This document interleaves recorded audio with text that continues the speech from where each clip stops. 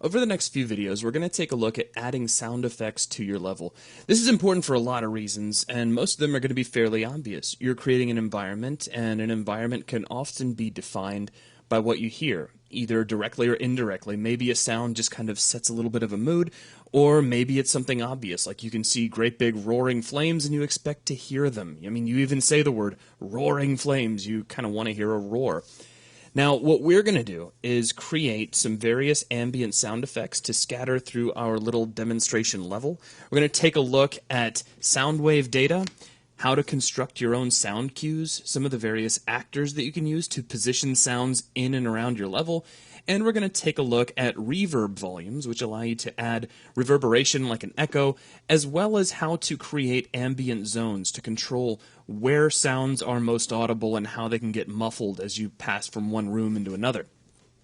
Now, to give you kind of a quick demonstration as to how sounds can be really important to change the feel of a level, here is our demo level, and currently all we have are some very basic sound effects. Our mover actually has one, as was actually demonstrated in the setup of the simple level, and then really aside from that, all we have are the base sound effects which come along with gameplay.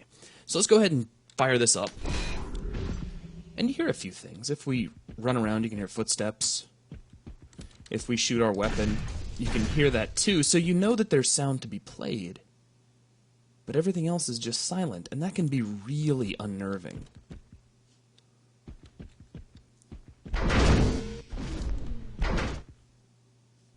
Now let's compare this to the same level, but with a lot of ambient sounds added. So we'll just jump right in.